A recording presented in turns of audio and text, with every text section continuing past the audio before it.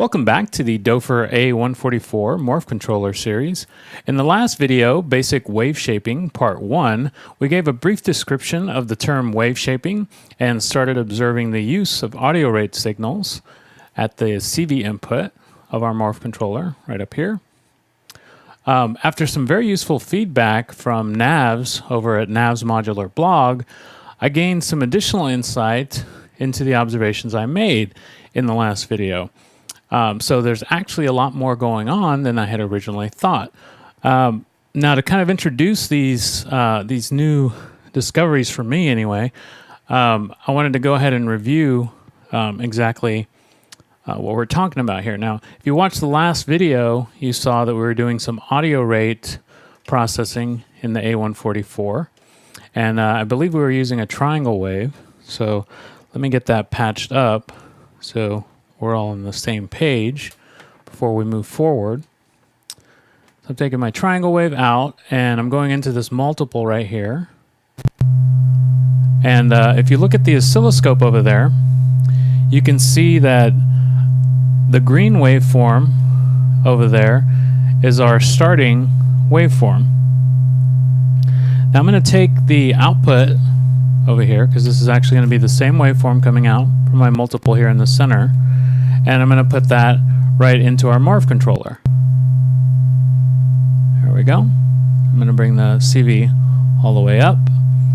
And then the four outputs from the A144 are going into this polarizing mixer. So that output is actually going to go into the red waveform, which is just a line over there at the oscilloscope right now. So I'm taking output from there, and I'm going to go over to the oscilloscope. There we go. And so now you can kind of see what we were sort of looking at the last time. The starting waveform, of course, is the green one, and then the other one, which is kind of a little difficult to see. Let me unpatch it for a moment. So that's just the waveform coming out of the A144 Morph controller that's going through here, and then the outputs from that are going over to the polarizing mixer and then going over to the oscilloscope. Now, when I saw this, I actually interpreted this as a process called rectification, which is sort of in line with the term wave shaping, where a waveform goes in and it's in the above zero range and below zero range, and then it comes out only in one of the regions, so up in the upper above zero region. So that's why when I looked at it, that's what I interpreted, and that was just an assumption that I made, not knowing the full inner workings of the A144. But there's actually a little bit more going on, and Navs actually helped me sort of understand this by explaining to me what's actually causing this behavior. So I'm going to unpatch this just so we can talk about that for a moment. And so what he explained to me was that as a waveform goes in to the Morph controller right here at the CV input, it's actually being read by the circuitry in here within the 0 to 5 volt range. Based on the timing information that comes in here at the CV input, it generates one of 4 envelopes at each of the outputs of our Morph controller. So you got one envelope coming out here, one coming out here, one coming out here, and one coming out here. And the envelope, for the most part, has a shape similar to that. Now, he went on a little further to explain that it also more specifically triggers envelope 1 at 1 volt, envelope 2 at 2 volts, 3 at 3 volts, and of course then 4 at 4 volts. And so that leads us back to what we had discussed in the basics video about how these sort of outputs sort of overlap. Those envelopes are basically sort of opening and then closing, which then, of course, allows you to use them for opening and closing VCA. So they're going up and they're going down. But one detail that I missed was that these outputs, and I hope this didn't cause any confusion out there, but they actually vary in shape. Now, when we look at it here, for the most part, it's a triangle wave, but they actually change their shape from saw to triangle by either the manual control, which is here, or the CV that's being input up there. So I hope that kind of cleared up a little bit. Hopefully the stuff that we went over in the last one didn't confuse you too much. But I did want to go over this because I thought it was important. I've sort of been visiting Nav's Modular blog for several years now, and I always find useful stuff on there. So if you guys have never heard of Nav's Modular blog, I do encourage you to go out there and take a look and read some of those interesting articles on there. For those of you who would like to dive even further into what the internals of the Morph controller actually have going on inside of there, because there's a little bit more involved, I'm going to include a link to an article that was introduced to me by Navs, by someone by the name of Juergen Haible. I hope I'm saying that correctly. And it's on an interpolating scanner. So I'll put that on the video so that you can read a little bit more on it if you're interested. Hopefully you'll find it as useful as I did.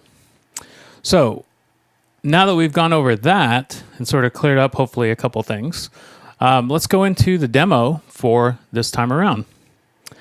We are going to be looking at audio rate once again. We're going to change the demo up a little bit. Last time I was using a triangle wave, and then I think I even changed it over to a sine or something like that. But at Nav's suggestion, he kind of gave me a little pointer here by adjusting my manual morph here, and then we're going to be using a saw wave to get some, hopefully, more interesting results as we jump in. Now, over at our polarizing mixer, we're going to be using these to still mix the outputs from our morph controller. But essentially, since we just established that we just have 4 envelopes over here coming out from these, the polarizing mixer is just allowing us to mix those 4 outputs of envelopes over here. Now, since those outputs technically are triangle to saw, that means that they're changing shape, so they're wave shaping. That's how we can kind of interpret this specific blend of wave shaping that we're doing here with the A144. Now, at any rate, now that we have that explanation out of the way, now let's actually hear a little bit of audio. Let's go into our saw wave over here. And Nav's also recommended that we try mixing this into a mixer. I'm not going to use a mixer. I'm going to use a VCA to basically mix the 2 signals, but I'm going to mix the saw wave with an LFO. But before we do that, let's actually just try the saw wave into our morph controller and see what kind of results we get. So there we are over at our oscilloscope. It's a fairly kind of static moving wave. Let me see if I can zoom out so you can see it a little bit better. There we are. And so, not the most interesting thing in the world. I could, of course, vary it by adjusting the CV input, but at that point, I'm just adjusting how much of the wave is then triggering that timing information and then the 4 envelopes that are coming out of the A144. So now let's take it a little in the more interesting direction, and we'll pipe it into our VCA right here, and then we're going to use an LFO over here to add it. I'm going to switch modes in my oscilloscope so that we can see this happen. So I'm going to take my sine wave over here from my LFO and patch into that, and then I'm going to patch into audio in right there. There we go. And then I'm going to take that output and I'm going to go over to our morph controller. So here we go, audio out, and then over to morph controller. And then I'm going to sort of adjust the frequency a little bit, maybe bring up the input of the LFO. We should see a little bit of movement there at our oscilloscope.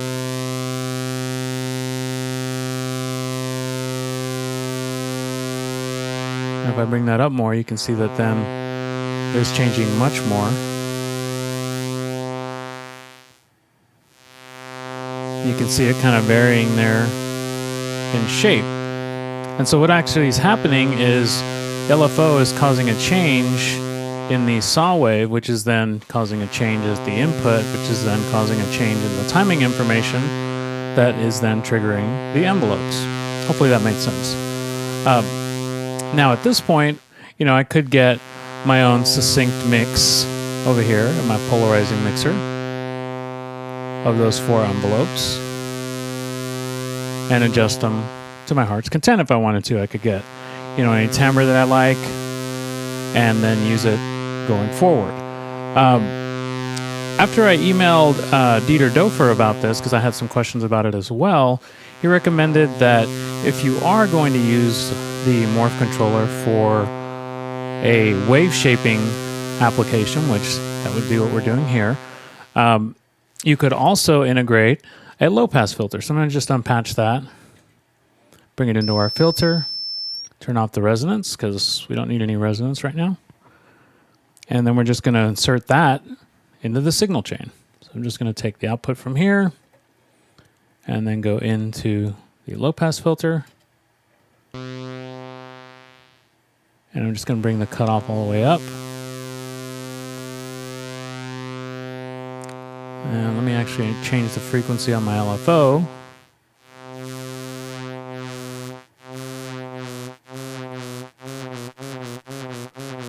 And you can, of course, get any type of variation that you want there. Let me bring down the level of that LFO mixing with our audio rate. So you can see it's still shifting, but it's slightly different in timbre as well.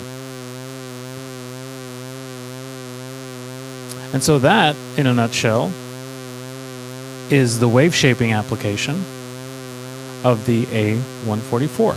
Now, of course, you could go even further with this. You know, there's lots of different ways that you could apply this. Obviously, I just used a couple of different settings here. With the level of the LFO going into here, you could, of course, choose a different waveform if you wanted to.